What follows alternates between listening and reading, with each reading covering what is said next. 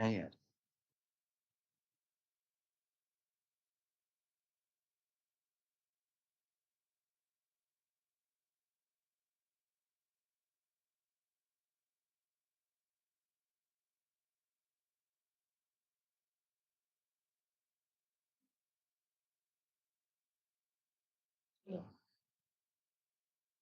नहीं, जब वो बोल रही है कुछ भी नहीं सुना इधर।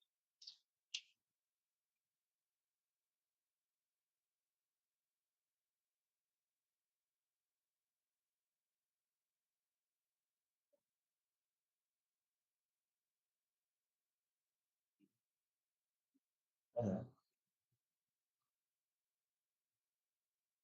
नहीं, अरे मैं तो लैपटॉप पर ही कनेक्टेड हूँ। क्या? मोबाइल पर आना है। जी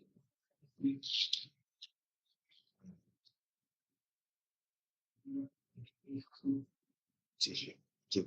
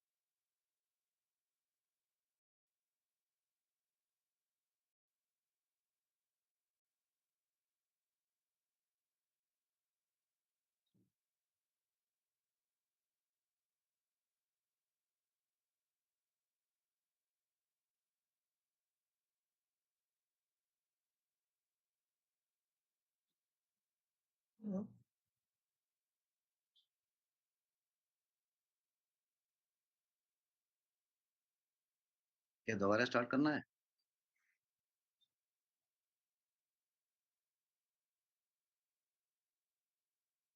Can I speak now? They can hear me.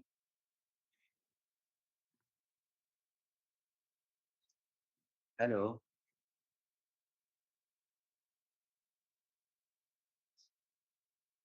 Hello.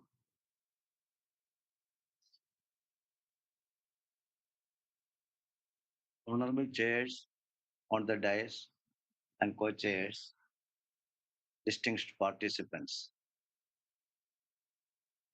I'm so happy to participate in the Unani Day celebrations, but unfortunately, because of logistic reasons, I was not able to make it in person. My apologies for the same. This talk is about the national strategy and roadmap for medical and wellness tourism in Ayush sector. The objective of the strategy is to promote India as a quality healthcare destination for persons across the globe so as to gainfully utilize the healthcare expertise and infrastructure available in the country. India has been attracting a significant quantity of medical value travel. An estimate puts the number of medical tourists at about 1 lakh 82,000 in 2020. Though the number of foreign arrivals had come down in 2020 due to the COVID-19 pandemic, the share of foreign travelers for medical purposes has seen an increase from 6.38% in 2019 to 6.7%. This reinforces the robustness of medical tourism in India. A good percentage of the medical tourists are railing off Ayush facilities at various Ayush hospitals, yoga institutes, and wellness centers.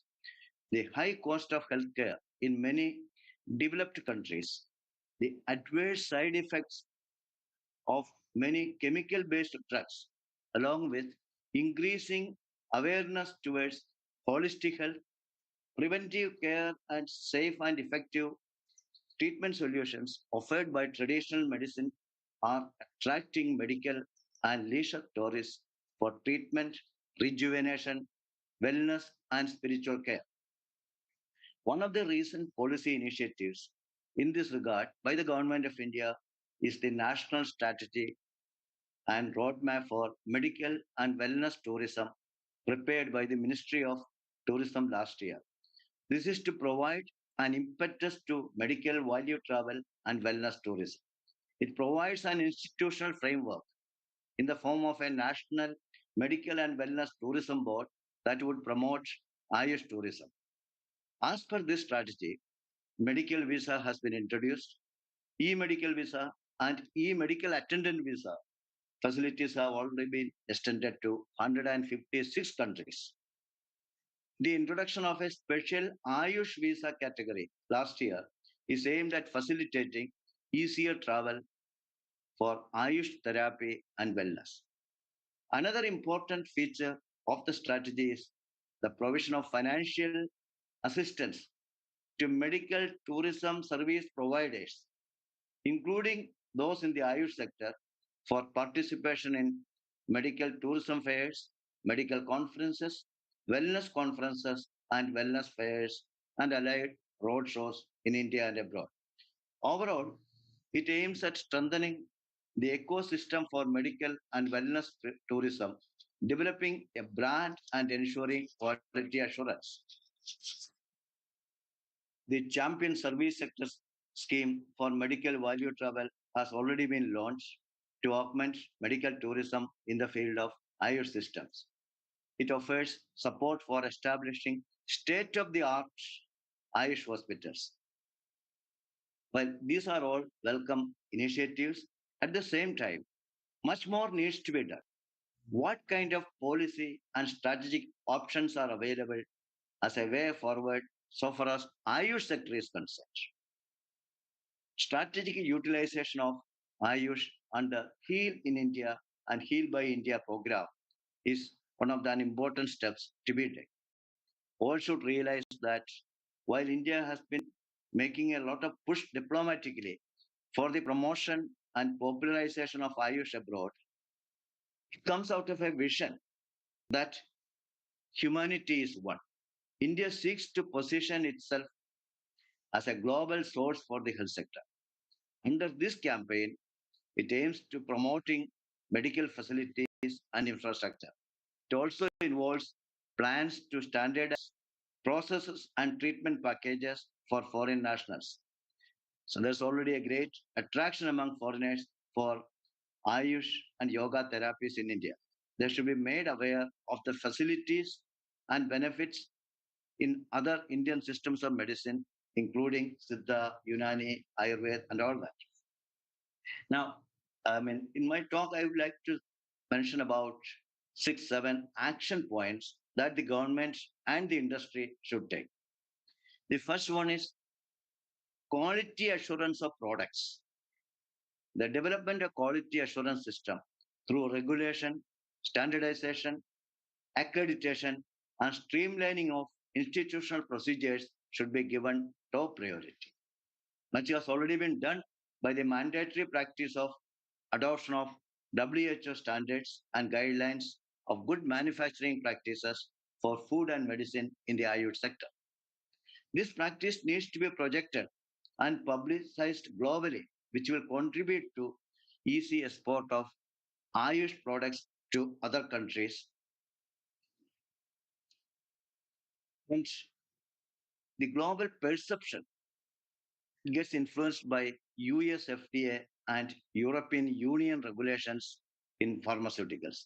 The registration and recognition of Ayush products under US FDA and EU as medicine is an uphill task, but which needs to be due emphasis to be given by the industry. Appropriate regulatory implementation of quality assurance and research will contribute to that. The second one is same quality assurance in services. The service providers should be well qualified and the hospitals and centers should have all the standard facilities expected of modern healthcare. Lack of quality in services may bring a bad name to the sector and the country. A scheme of accreditation of Ayush hospitals has been in operation since 2010, but with little response. It may be made a mandatory requirement. Appropriate regulations be made in consultation with state governments, industries, and the establishments. The third one, which is not given due importance, is connectivity. Access is an important element in any healthcare program, and Ayush is no exception. Howsoever good a healthcare facility is, unless there are easy physical access, patients will not visit the same. This is particularly so when we plan to extend the Heal in India program and the accessors under that plan are foreigners. Ensuring connectivity has to be given the highest priority. International air connectivity to different regions and states of India will contribute greatly to medical value travel. People will aware of the health and well-being therapies only if there are proper transport facilities and therefore strengthening the domestic transport infrastructure. Air, rail, water and road will have to be taken up on priority basis. The heritage and cultural centers can be linked in this transport network, particularly for Ayurveda sector. The last mile connectivity should not remain a problem. Major Ayush hospitals may be promoted as tourist destinations and can be linked with the Incredible India initiative of the Ministry of Tourism. Further, like medical complexes, holistic medical medicities may be visualized in India, which can cater to modern medical healthcare as well as Ayush-based medical value travel, all at one place. Such medicities can be visualized near international airports with good connectivity. At the national level, there's a need for coordination among the ministries concerned, such as shipping and transport, railways, civil aviation, tourism, culture, health, and family welfare, as of course, Ayush. My fourth action point is having composite travel pack. Provision of a package for medical value travel and wellness treatment, connecting service providers, government, travel agents, hotels, airlines, railways, road and water transport, taxi and other transfer services, hospital and wellness centers, and visits to Ayush and other heritage sports and cultural programs will be a great booster. This can also combine work with leisure and wellness concepts. The gift on items can be of Ayush products. Strategy is to change the current perception among many foreigners that Ayurveda, Unani, Siddha, etc. are backward looking medical systems. Exposure to current Ayush education and research institutions in this country, such as tertiary care centers, Ayush grid initiatives in IT sector, R&D, etc. will contribute to mindset change in the foreigners. A sixth policy intervention is required, particularly from the government, is in the area of health insurance. This should cover Ayush therapy and wellness centers, the portability of insurance from country to country is an aspect to be attended to. As of now, it's very not much there. One step would be the inclusion of Indian health insurance companies in the global market. Ayush hospitals may seek to get empaneled by third-party administration for health insurance. My last but the most important strategy suggestion is branding of India. It is to be branded as the premier wellness and medical value travel destination. The whole, whether it's a medicine or education or any other sector, is relies on branding. You have to make special efforts. The global positioning of Ayush and yoga requires careful strategic intervention. Increasing awareness about the efficacy and affordability of Indian medical systems across India and the entire world through their preventive, corrective, and curative approach to healthcare is to be comprehensive and unique, is to be disseminated at a substantial level all over the world, propelling the research and development activities, innovation, high quality, authentic education and practice both in India and abroad should be encouraged. The re-emergence of many communicable diseases, antibiotic resistant bacterial infections, numerous viral diseases, and prevalence of chronic diseases like diabetes, cardiac diseases, and liver and kidney diseases are on the rise all over the world. This kind of opportunity for Ayush systems like Unani, Ayurveda, etc., to get into the field properly world over. And overall, the world is realizing the wisdom of the old medical system.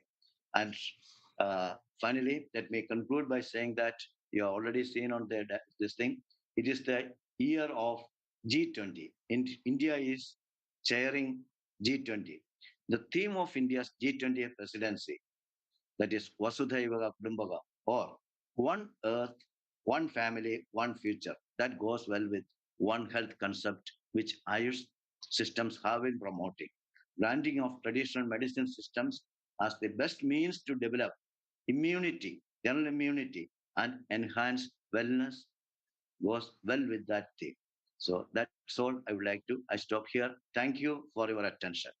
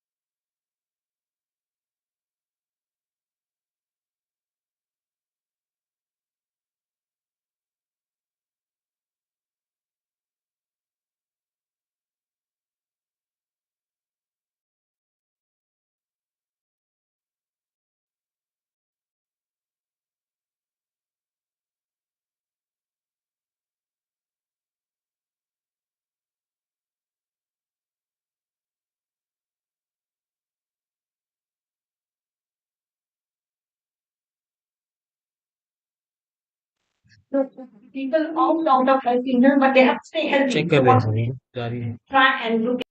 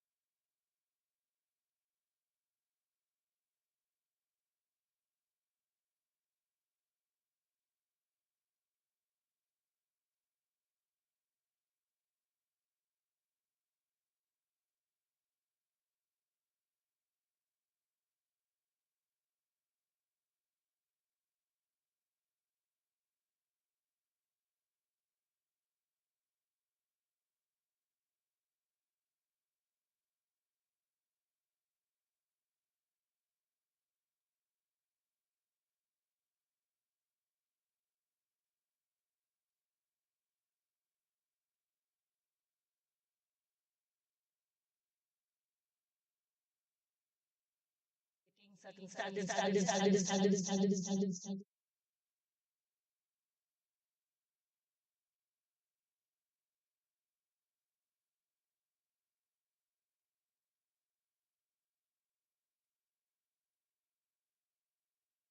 What is a well-developed?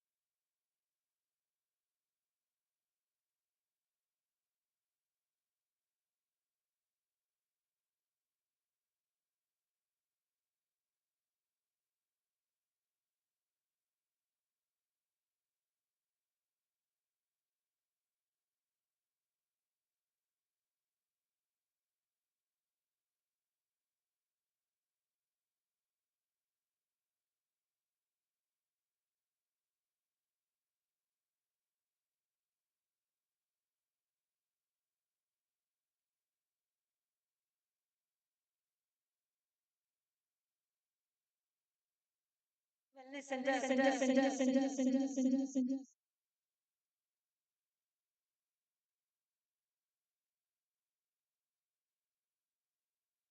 Will come in.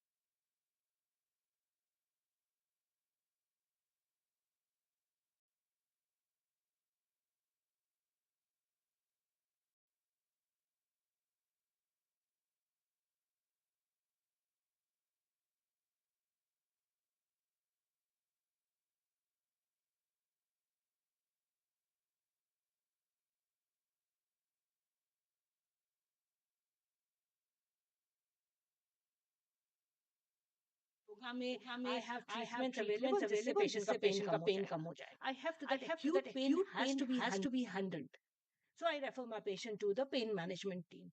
वहां जाते हैं, वो pen उनका manage होता है, they come back and then I start the treatment. So we need similarly in oncology. I'll have a certain some examples before you. Let's see that. Next slide, please.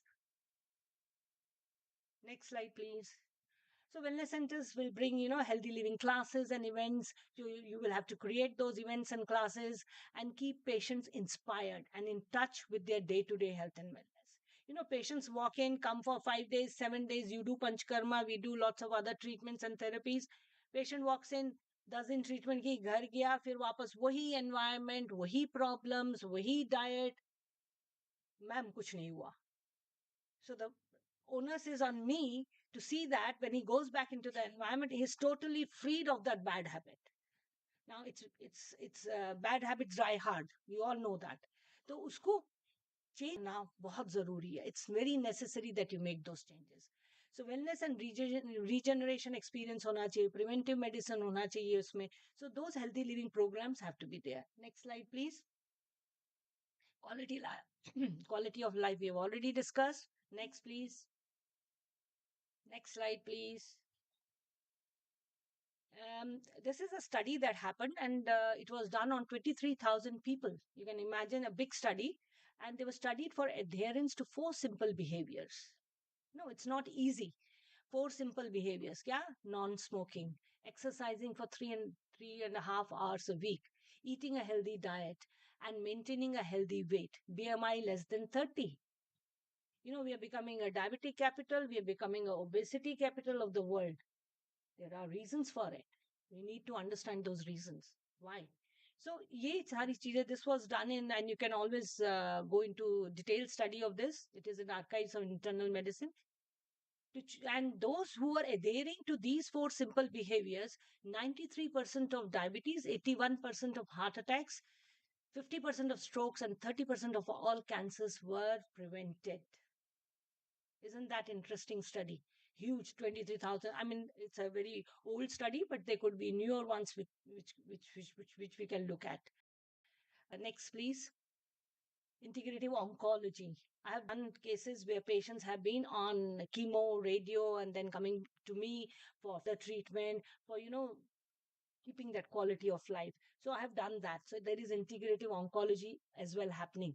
A lot is happening in this field. While there will be a lot of resistance, but this is happening. And I think as we go, we should understand that हमारी limitations कहाँ है और हम कहाँ कर सकते हैं. We should be able to catch up with that. Next, please. Fibromyalgia, again very interesting area where lots of treatments can be given, and as traditional medicine has a lot to offer. So you see the standard medication, yoga with gentle poses, meditation, breathing exercise, group discussion, they all assist in combating serious fibromyalgia symptoms like pain, fatigue, stiffness, poor sleep, depression, poor memory, anxiety, and poor balance. So there are options available, and we should look at these options and studies which are also substantiating those claims that we are making. Next, please.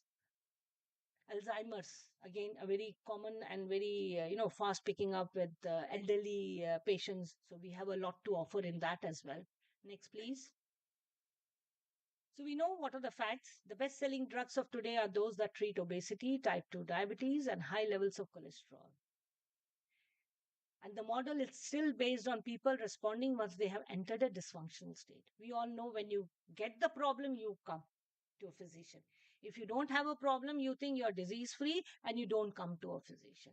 But I think for even maintaining a healthy lifestyle and for understanding that is there something wrong with my habits, is there something wrong with my lifestyle, you still need to come to a physician and a patient as a patient and understand what changes should I make. That's preventative, and that has to be understood. To get people to transition between less healthy diets and lifestyles to more healthy ones require more than just pointing out the direction they should move in. It's not easy. If you tell a patient, I've seen umpteen such cases coming to me. If I tell a patient you need to eat this much of calories, not eat this, not eat this, 1 महीने बाद वो वापस आ जाएंगे, ma'am 1 ही kilo वजन कम हुआ, 2 kilo वजन कम हुआ, but आप खा क्या रहे थे? आप घर का खाना खा रहे थे? नहीं, travelling out, so having it outside. There are lots of factors. The blame will ultimately come on the physician कि आप नहीं कर सके, दवाइयां नहीं कर सकी. तो हमें उस चीज में बहुत सावधान रहना पड़ेगा, दैट और take a full control of the patient. That's where wellness centres will come.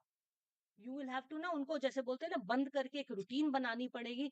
That's why wellness centres are needed. आप उनको लाएंगे, उनकी रूटीन बनेगी, उनको इतना सा खाना मिलेगा. This is the portion size that you have to have. अब आयुर्वेद में हम कहते हैं अंजलि प्रमाण. अगर आप देखें, हम में से कोई भी इतना नहीं, इससे बहुत ज्यादा खाते हैं. और ज़्यादा खाते हैं, हमें रिड्यूस करना है। और जो ऑलरेडी सफ़र कर रहा है, जिसका वज़न ऑलरेडी 50 किलो ज़्यादा है, वो अगर वो कंटिन्यू करता रहेगा और जिसका 10 किलो से ज़्यादा बढ़ जाता है ना, I tell my patients, if you have increase from 50 to 60, you will slowly reach the 80 and 90s. You will never come down because वो कंट्रोल नहीं आ पाता है till they are taken full control of. So that's where the wellness centers are needed, to guide you, to hold your hand, to be strict on you, and morning से evening तक आपके ऊपर नजर रहती है वहां पे. That's very important. It's like bringing up children, so you have to do that. So that's where wellness centers. Next slide, please. Why wellness or integration? This, I think most of you know it. Next slide, please. Provides dignity and respect to the patient.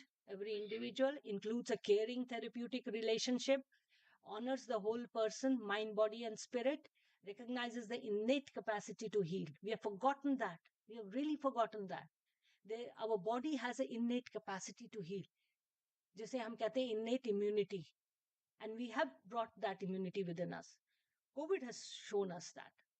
सो वो innate जो हमारे अंदर healing capacity है उसको हम नहीं जाते, हम चले जाते हैं indiscriminate use of antibiotics. Indiscriminate use. गला खराब हुआ, एंटीबायोटिक 5 दिन ले लो. Not even going to the doctor, because last time I went, I was given that antibiotic. So again, this time, why should I go to the doctor? I am my own doctor. Let me take antibiotics for 5 days, 7 days. If it doesn't work, 10 days. That's building the resistance. And that's bringing down the immunity. Now, that awareness, that education has to be given to everyone, including all of us. Many of these, even medical families do it. जरा सा गला खराब नहीं हुआ, जरा सा कुछ नहीं हुआ तो एंटीबायोटिक ले लो. Why do you need antibiotics so often? You don't. Give your body some rest. Give your body some good food. Give your mind some good thoughts that will help you. So this is what is important. Recognizes the innate capacity to heal, offers choice for complementary and conventional therapies. So this is what the wellness center or integrative centers or wellness resorts will do. Next slide, please. Integrative healthcare. So there could be many permutations and combinations, as I said, depending upon what is available to you, what you want to give, how the education you want to give to the consumers and the patients. So that all is part of all this. I will not go into the details. Next, please. This is another study done by Independent Providers Association. Another study, see, very interesting. In the limited population studied, primary care physicians utilizing an integration medical approach, emphasizing a variety of chemotherapy, had substantially improved clinical outcomes, and cost offsets compared with PCPs utilizing conventional medicine were very, very low. So this study again was done and seen that if you bring in complementary medicine and make it a part of your whole healthcare package that you want to give, your costs of healthcare will be reduced drastically. So again, as I said, whether it's through a wellness center or an integrated center or a wellness retreat or a resort, whatever, you may have a 2-roomed wellness center in a city. You may have a 4-room wellness center, but something that's going to be helpful and help the patient or the consumer to get a grip on their health. That's very important. Next slide, please. I'll not go into the details of this. So we all know practitioners should work as coach or partners, helping the patient to tap into their hidden power of healing. So we have to be very, very honest with our patients, and the patients have to be honest with us. It is a two-way thing. And that's how the wellness will be achieved. Next slide, please. As I said, physicians and patients are partners in this healing process, and so the best and the most suitable and effective therapeutic options must be selected for ailments from the range available. So you have a wide range, smorgasbord of options available. So you pick up, okay, as a wellness consultant or as a wellness as a first point of contact, I'm the person who will decide what to give to my patient. Understanding the patient's complete history, background, medical history, family history, everything. That is why in our books it's written there. आपको सब history लेनी है. आयुर्वेद में हम नाड़ी देख के ही नहीं खाली काम करते हैं, नाड़ी भी देखते हैं, फैमिली हिस्ट्री भी लेते हैं और एग्जामिन भी करते हैं. Everything happens. So everything is happening similarly in Unani. Everything happens.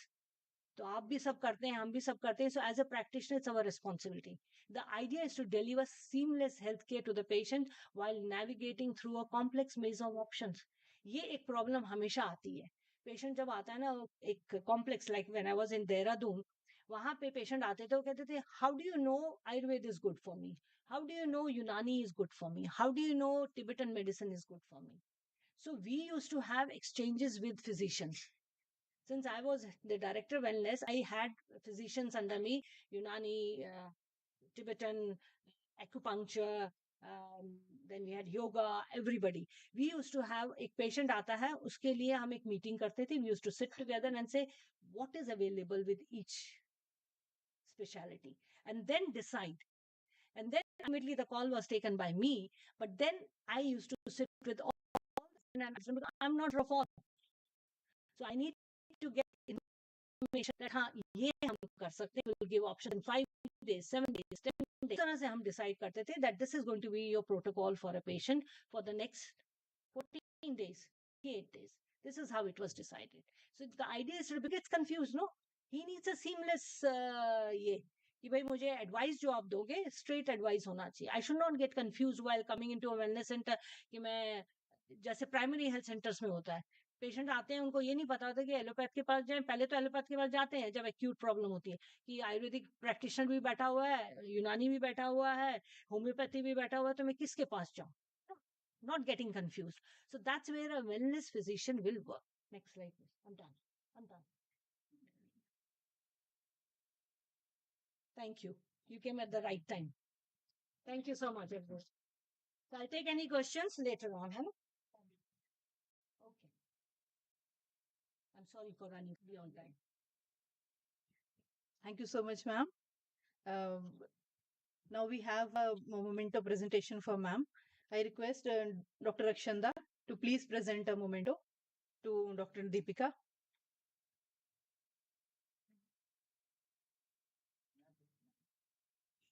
Please join.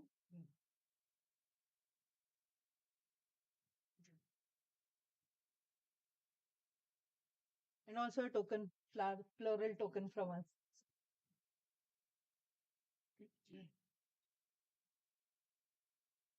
Thank you, ma'am. That was a wonderful deliberation. And you're absolutely right that the way a physician advises the patient has changed during the recent years. And the role of diet and lifestyle advices has increased. Integration and complementary approach is what we have to adopt and get benefits that would ease the sufferings. Taking form from your presentation, ma'am, practitioner and patients are indeed partners. Thank you so much. The next talk that we have is from Dr. N. Zahir Ahmed, who is Deputy Director of our Regional Research Institute of Unani Medicine, Chennai.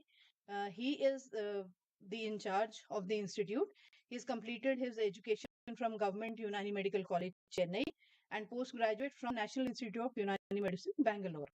He also holds a diploma in hospital management from National Institute of Health and Family Welfare, Government of India, and he is actively involved in clinical research in our institute. And indeed, our institute at RRM Chennai, all of us know that it's a very coming up to be a very leading institute, which is involving research in all on fields.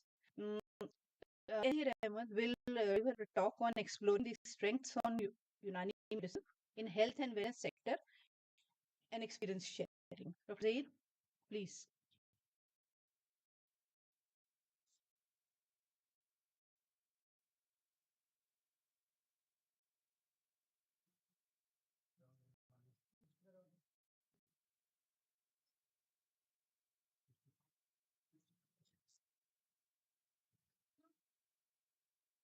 Thank you, Dr. Nifat, for the brief introduction of mine. Bismillah ar-Rahman ar-Rahim. Respected Chairperson, Dr. Sunita Garg, my colleagues, co-chairs, chairs, and dear delegates. May Almighty's peace, mercy, and blessings be upon all of you. Namaskar and a very good morning. The topic which has been assigned to me is the exploring strengths of Unani system of medicine in health and wellness sector, experience sharing. What I would like, actually, my talk was more oriented to the was oriented more towards the students and PG scholars. Rather, I find very few scholars over here. Well, it will be a recap for my colleagues here from CCRM and our guest.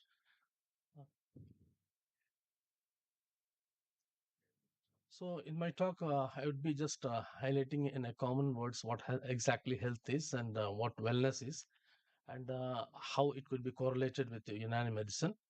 And then I have highlighted a few of the CCRM's activities and achievements in areas of health and wellness, particularly experience sharing from my institute as well as few other peripheral institutions of CCRM. And I would also be just highlighting what is the way forward. Okay, please.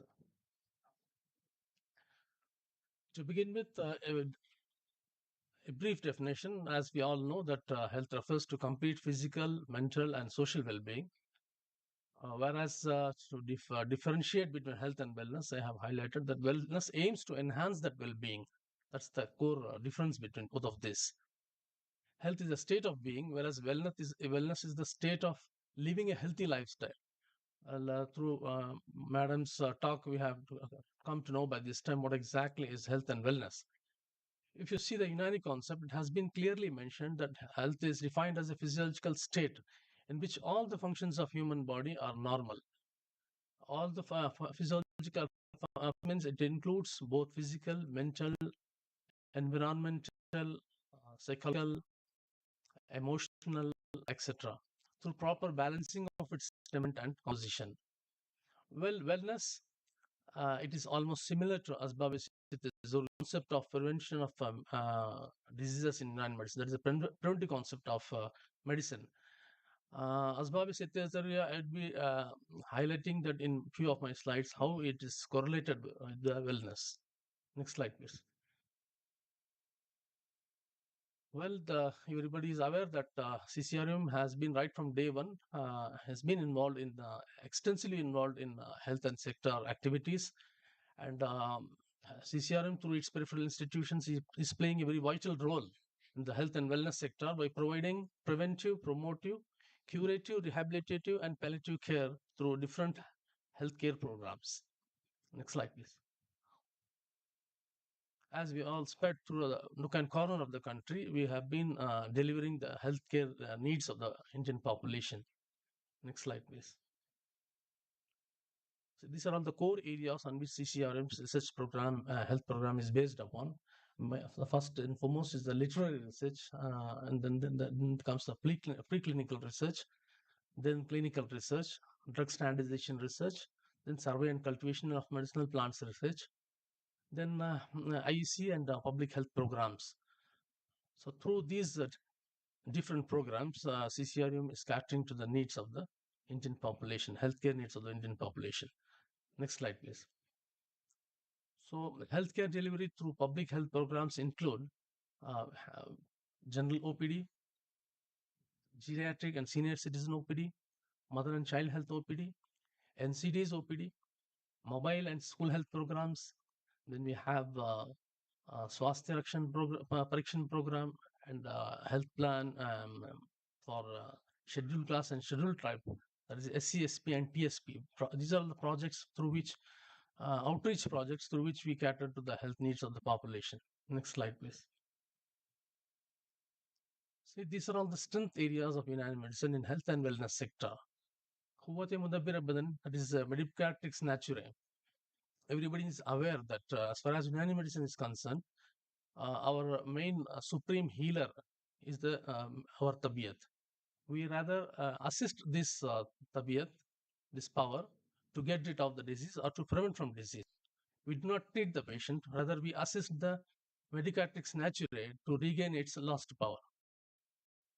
Concept which will continue very vital to coming days also, as we have seen during the COVID pandemic, that through different campaigns, Ayush Immunity campaign, Azadi Amrit also campaign, the health of particularly taken care of through different Joshandas and Kadas and Khamiras. And we have able to in the pandemic period.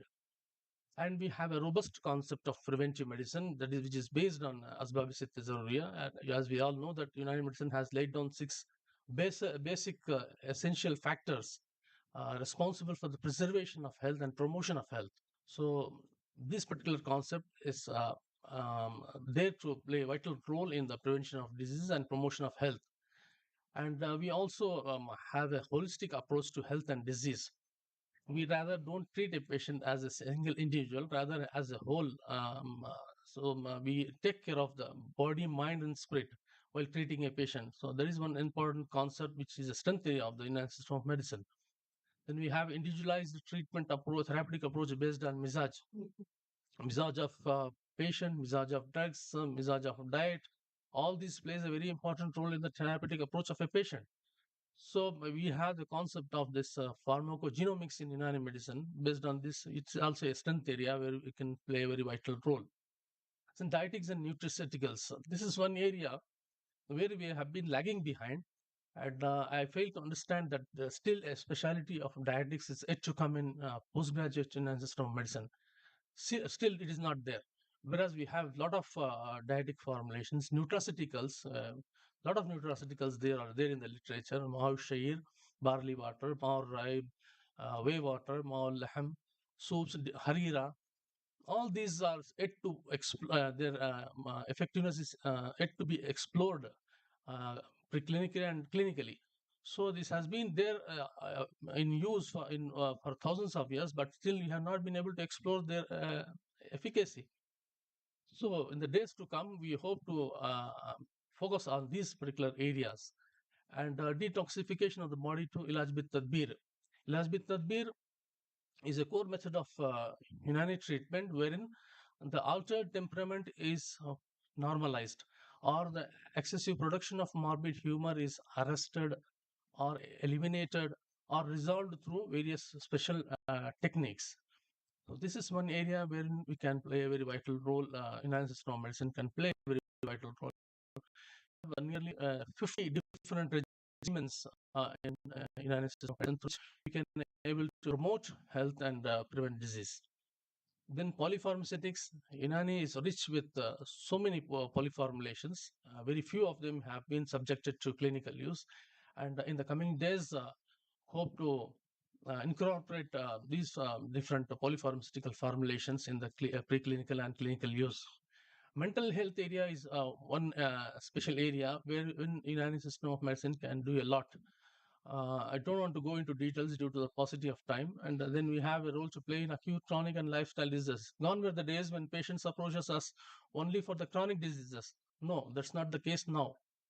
Thanks to the introduction of pharmacopoeial validation of common drugs in common ailments, we see in our OPDs a lot of acute patients coming for their daily needs.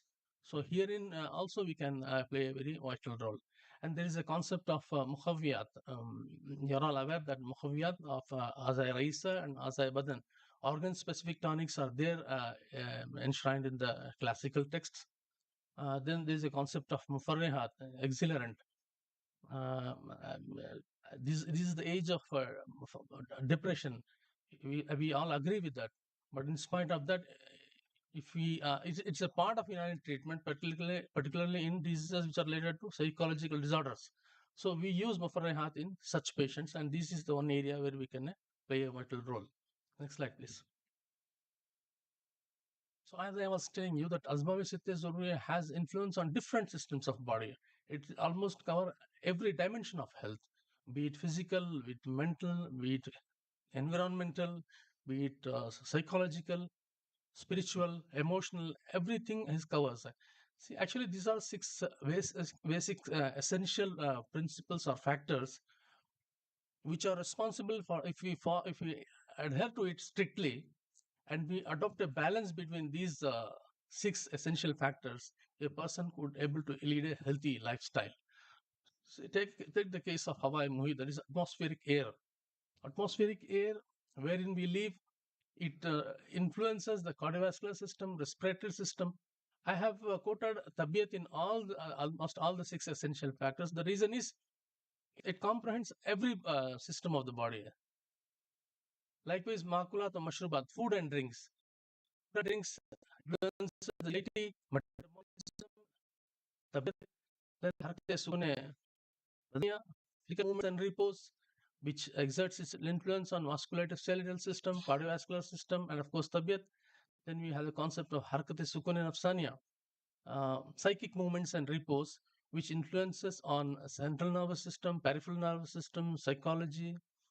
Then you have the norm exa, that is sleep and wakefulness, which has its influence again on the cerebral nervous system, peripheral nervous system, psychosomatic health, GIT, tabiat. See, initially we were not aware that sleep, of course, influences the digestion. Now, due to the very sedentary lifestyle, people addicted to video games, people addicted to gadgets, they often, particularly the children, they lose their sleep, and that's how their the appetite, their digestion, everything gets spoiled. So Unani medicine has already highlighted about these issues in following a healthy lifestyle. And the last one is istafragh ihtibas, that is evacuation and retention. Through this, it has its influence on the excretory system, GIT, metabolism, reproductive system, skin, lymphatic system, and of course on tabiat. So it almost includes every dimension of the health, and one needs to strictly adhere to these principles if you want to be a healthy, if you want to lead a healthy lifestyle. Next slide, please. As I was highlighting in the strength areas, Mukhaviya or Mukhaviya Azaya Raisa, Mukhaviya Badan, etc., is a unique feature of United system. It strengthens and tones up the vitals of the vital organs of the body and protect them to save against the possible harmful substances. It improves the body immune and strengthen the tabiat or restoration of health and management of disease. It plays a vital role in strengthening organs and systems during epidemics. Almost all the drugs which I have highlighted are known to have an antioxidant properties. So the United physicians were right in their claims when they say that it should be a part of our line of management when we add muhaviat. So after the main treatment is given, along with that, Hazam is done, digestion is tried. Then along with that, you need to strengthen that particular organ which is affected, or the vital organs has to be supported. Human equilibrium. Next slide, please. The concept of mufarrihat, it is a special group of drugs which create a feeling of happiness by relaxing the mind and heart from various stress. These drugs also create an overall feeling of well-being, which is a uniqueness of Unani medicine. This group of drugs are used in the management of neuropsychiatric and cardiac disorders. Drugs that clean, furbish, lengthen, and improve the quality of ruh and qalbi and restore the normal temperament of heart, resulting in restoration of normal brain temperament with a feeling of ecstasy. So see, these are all the drugs which are usually used in the as mufarrihat. Next slide, please. There are single drugs as well as compound formulations.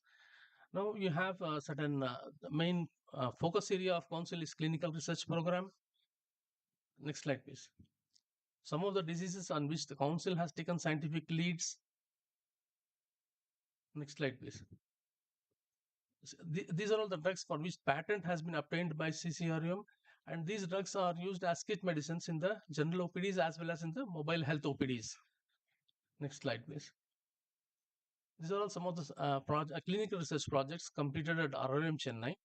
These projects, these diseases include national health programs such as viral hepatitis, malaria, filariasis, as well as chronic disorders such as rheumatoid arthritis, osteoarthritis, and as well as some acute and cosmetic therapeutic studies which we have carried out all these in the last 4 decades.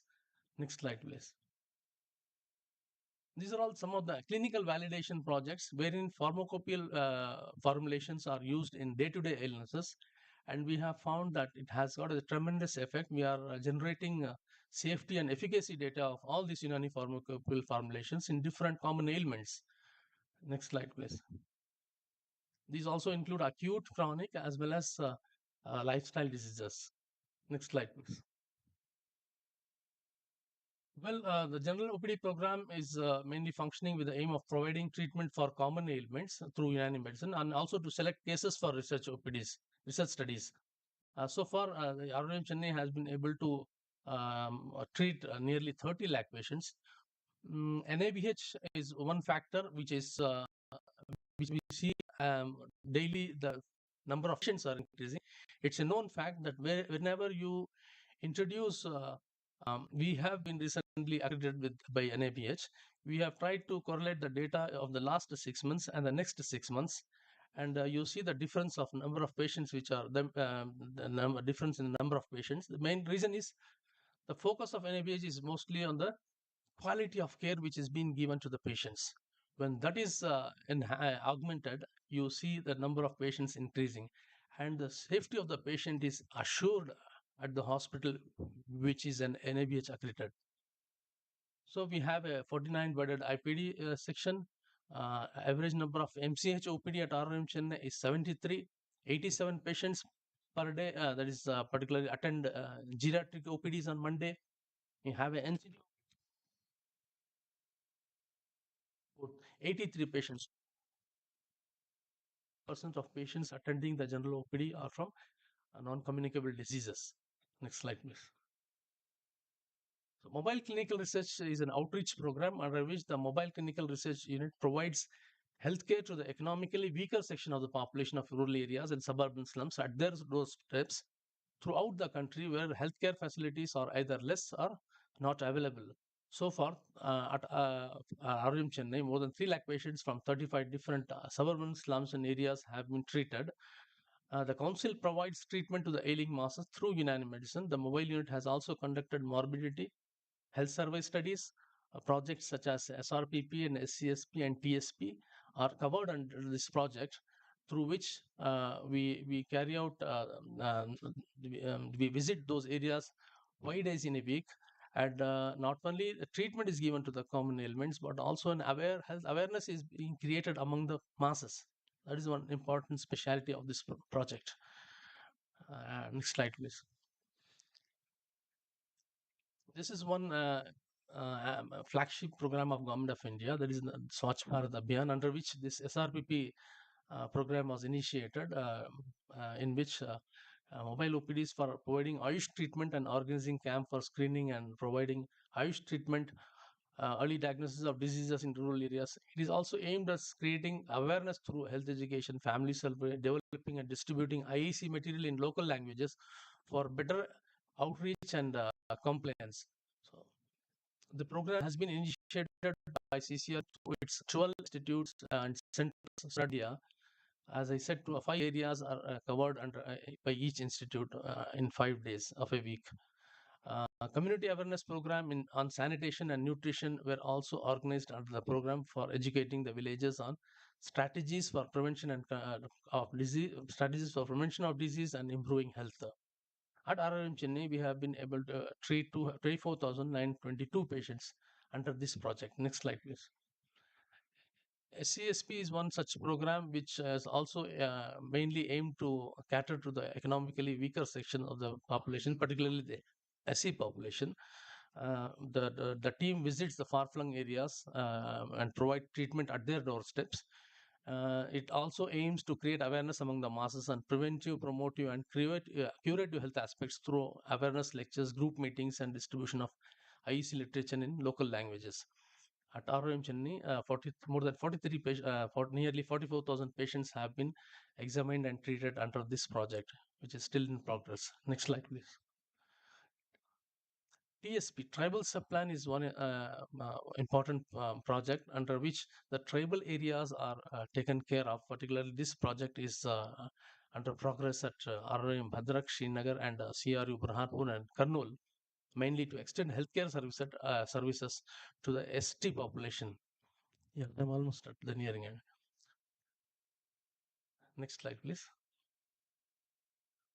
School health program is one of the early, and when the council was formed, right from day one, we were involved in the school health program, which also takes care of the school children particularly not only their health is promoted, and they were also given awareness lectures on various health issues. Next slide, please. Health camps is also one of the important activity which is conducted by every referral institute. We have Unani medical centers in conventional hospitals through which healthcare is being provided to the ailing masses. Next slide, please. Next slide, please. Health education to the school children. Next slide, please. This is one program, NPCDS. Um, through this National Program for Prevention and Control of Caries, Cardiovascular Disease, and this project initiated at Kheri. The objective was to ensure prevention and diagnosis. Next slide, please. Information education and communication program, under which different activities are being carried out, different health events are carried out. These are all the events through which the masses are sensitized through imparting health awareness lectures. Campaigns were utilized widely and extensively to create health awareness, COVID appropriate behavior, Ayush immunity campaigns, Azadi Ka Amrit Mahotsav 75. All these campaigns have helped a lot in educating the masses, particularly during the COVID pandemic. Next slide, please. Pharmacovigilance program is one which is concerned with monitoring of adverse events of associated with drugs. This was initiated in 1718. The goal was to ensure the benefits of use of medicine outweighs the risk and thus safeguard the health of the Indian population. So next slide, please. Almost most of the Unani institutions are covered under this central sector scheme. Next slide, please. Then we have an upgradation of facilities to Center of Excellence in Lajbit Tadbir at ROM Srinagar. ROM Srinagar has been recently bestowed with this Center of Excellence in Lajbit Tadbir. I have highlighted certain points which is more concerned with health and wellness sector.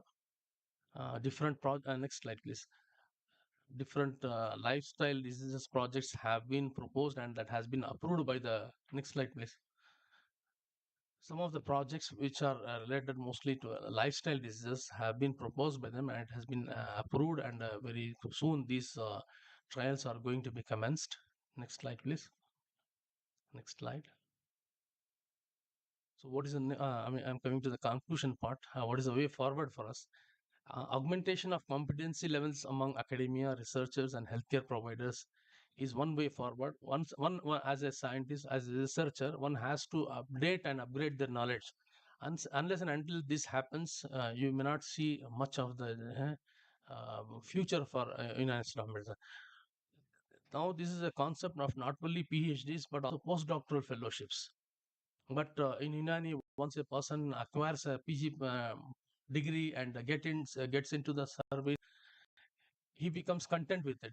It should not be that. Actually, rather it one should education so that it will keep himself competent to meet the various health challenges facing the country. And popularization of Unani concepts of preventive, promotive, and rehabilitative measures has to be widely popularized. Telemedicine is one area wherein we are lagging behind. We have been given the certain guidelines, and we are about to start this project at our institute also. Artificial intelligence is one area where Unani medicine can do a lot. We are lagging behind this. We have to put maximum efforts to incorporate artificial intelligence in our research projects and in our different activities. Then computational studies of various drugs. In silico studies are it's cheap studies, very cost-effective studies. Before going into the rather costlier studies, if we go for computational studies, that will show the effectiveness of the drug at the lab itself, and that could pave a way for further studies. Then NCT-oriented research projects, cosmetotherapeutic studies, medical tourism, startups for Unani pharmaceutical industries. This should come right from the medicos who are there in their colleges. That my bent of mind should be there to go for startups. Then you have multi-institutional collaborative studies. Branding of Unani medicine is also very vital. If you have to remain relevant in the society, one has to brand his own product. You may not survive if you not brand our product extensively by being the brand ambassadors of this system. So that must also be taken care of. In conclusion, next slide, please. To conclude, United System of Medicine is playing a vital role in transforming lives of people with health and wellness through its robust principles and practices. CCRM and its peripheral institutions are always in the forefront in effective implementation of various health and wellness initiatives of the ministry. CCRM and its peripheral institutions have contributed actively throughout the COVID pandemic. All the peripheral institutions are committed to effective implementation of CCRM's vision and mission and provide safe and cost-effective healthcare solutions through Unani medicine. Thank you for your attention listening. Jai Hind.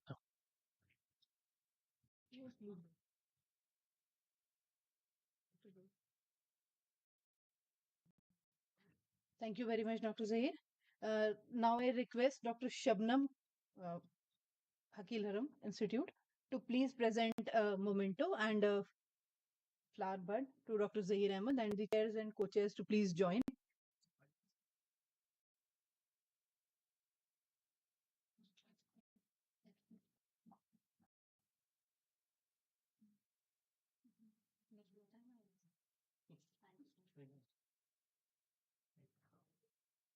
That was a wonderful deliberation from Dr. N. Zahir. He highlighted that the public health and outreach program of the council, which targets the masses and has been delivering healthcare at the doorstep. I would like to highlight that during the COVID times, the council's institutes worked tirelessly to deliver healthcare and Unani medicines to the doorstep. And I think the team CCRM deserves a wonderful hand for this. It was a very tough time, and our team was almost in the field distributing medicines, and our in charges were working tirelessly around it.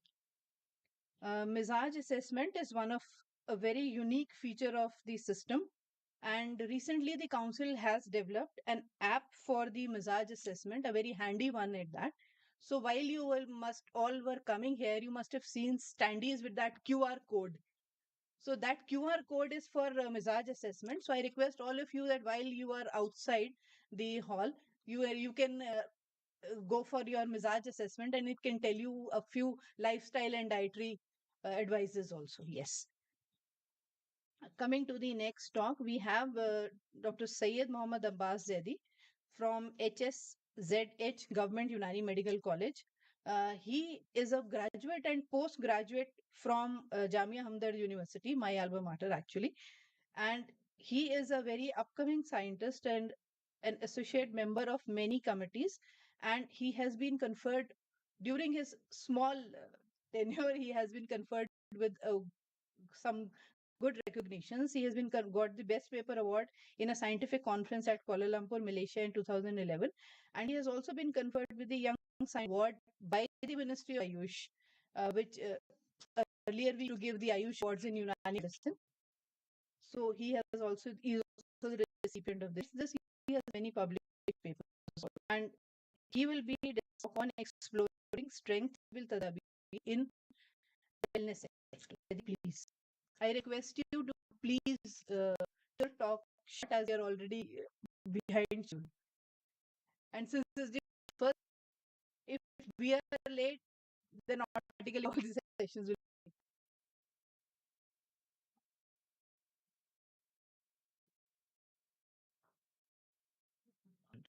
Of this session, other distinguished guests, ladies and gentlemen, good morning and Assalamu alaikum to all of you. First of all, I would like to thank the CCRM for giving me this opportunity to deliver a talk over here. The topic which is assigned to me is exploring strengths of regimenal therapy in health and wellness sector. Next, please.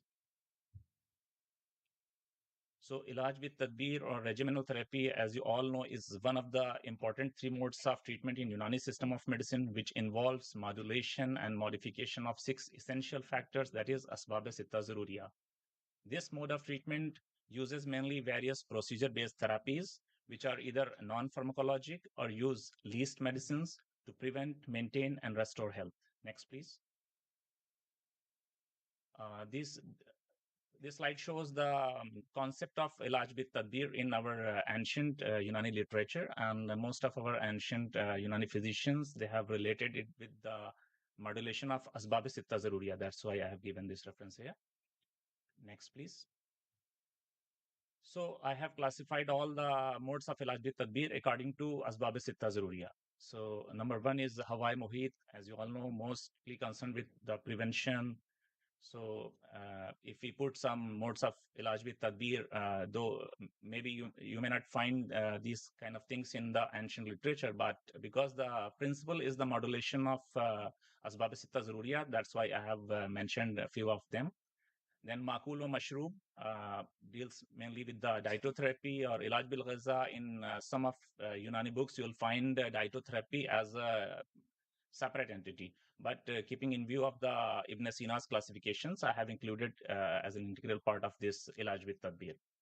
Then Harkat wa Sukun Badni, Harkat wa Sukun Nafsani. I have mentioned all these modes under different Asbab Sitta Zaruriya headings. Naum wa Yakza, different interventions inducing sleep, like for example, Nutul Ras, Ehtibas wa Istifrag, that is the evacuation, retention and evacuation. So all the modes of bloodletting and other modes which are causing the evacuation, they have been mentioned here. And this is not the final list. There are many more modes of treatment which can be adjusted here, accommodated here, but I have just mentioned a few important ones. Next, please.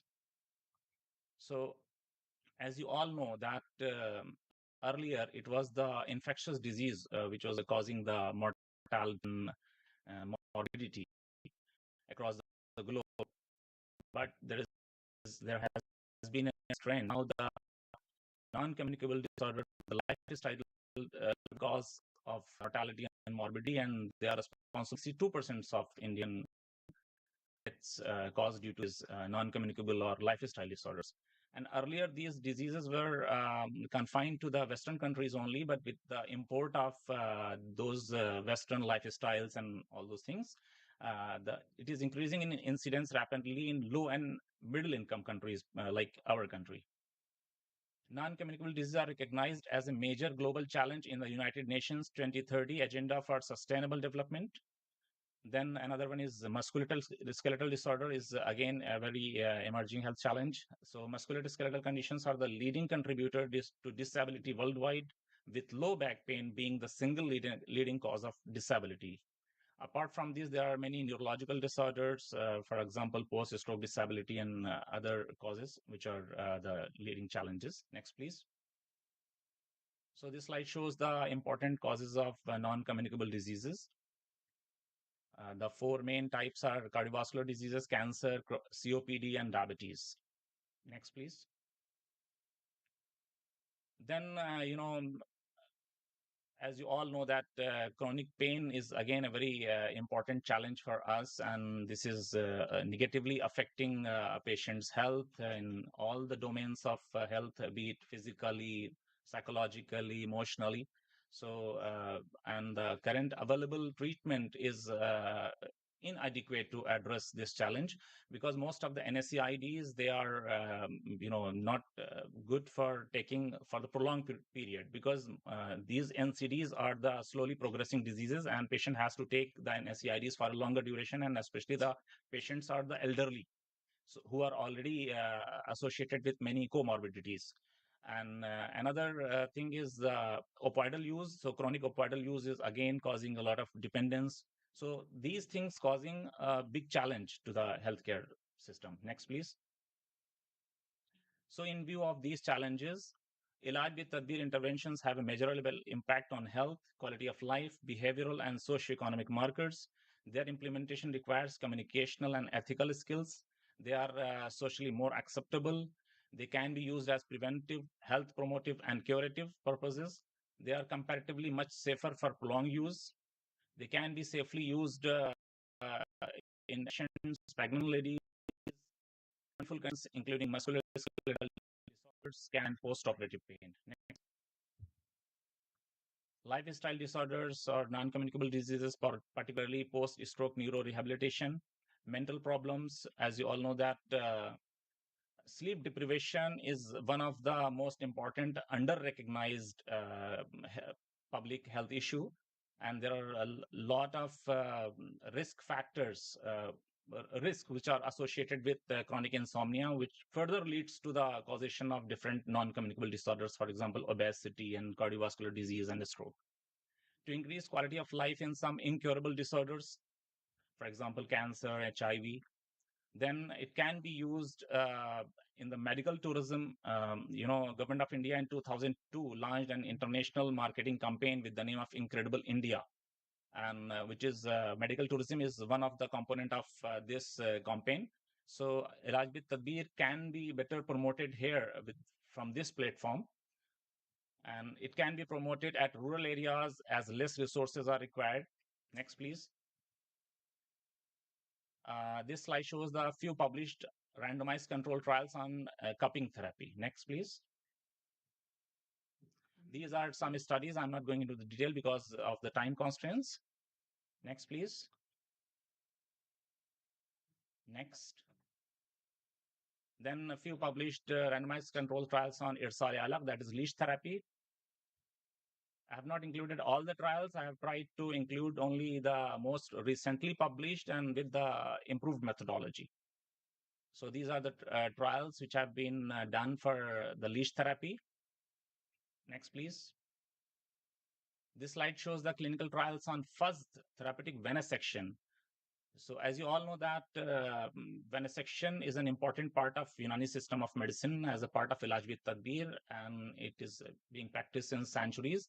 Even in the modern system, it was used till the 19th century, but it fell into the disrepute owing to its unscientific impression. Then, no, go back.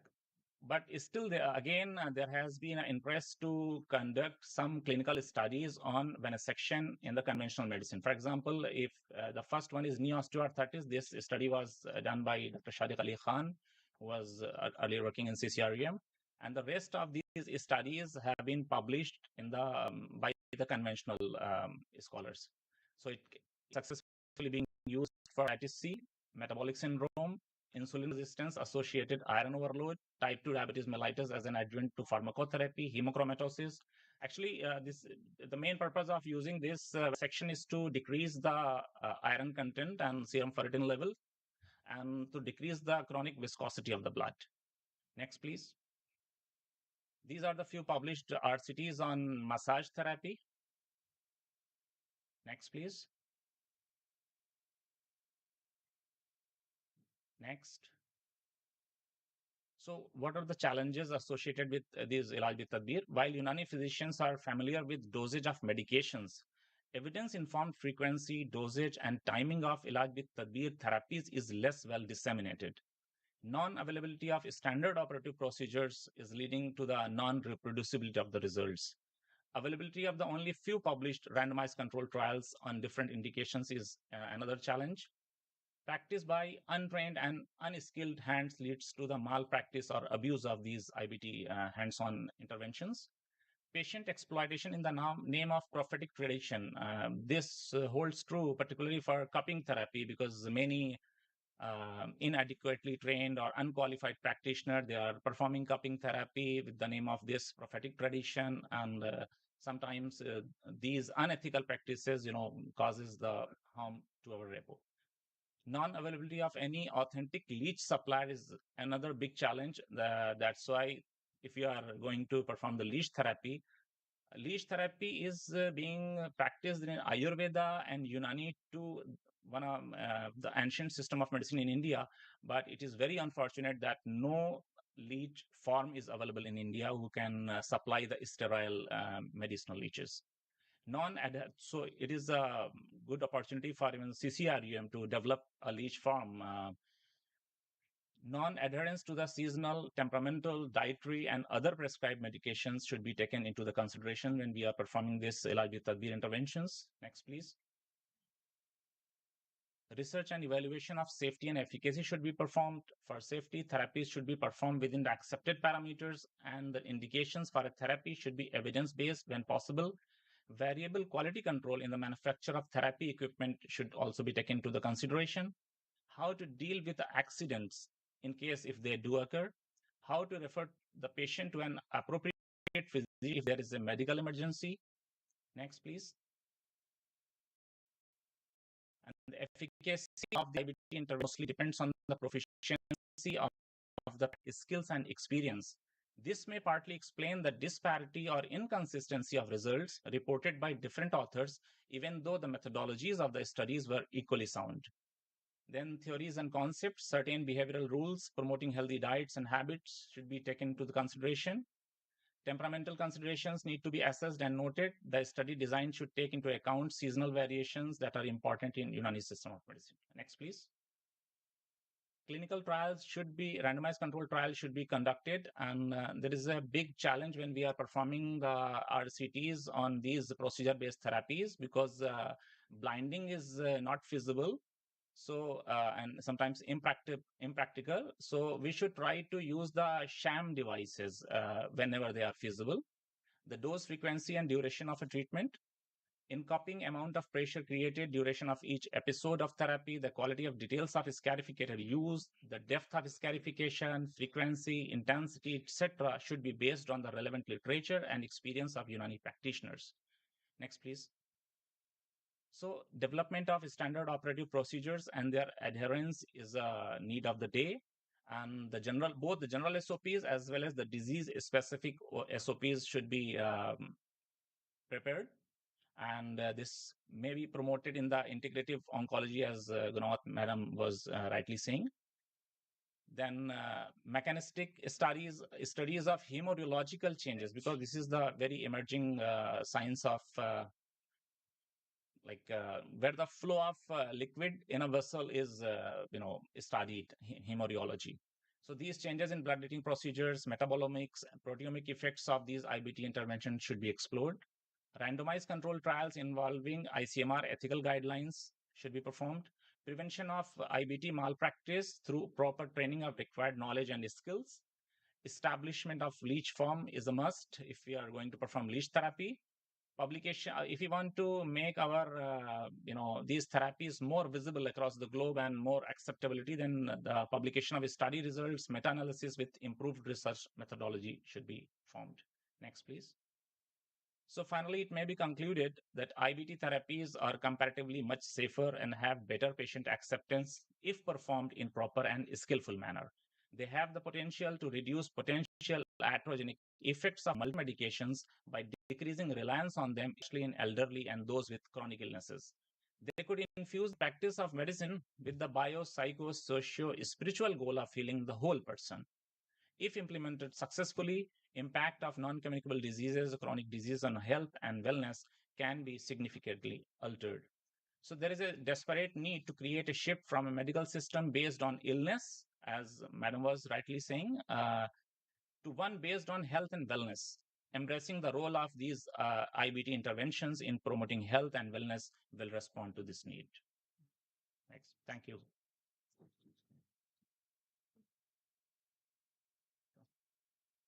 Thank you, Dr. Abbas, for that wonderful talk. And now I request the chairperson of this session, Dr. Sunita Garg, to please present a memento and a flower bud to Dr. Abbas Zaidi. The co-chairs, Dr. Fazil and Dr. Asma, please join.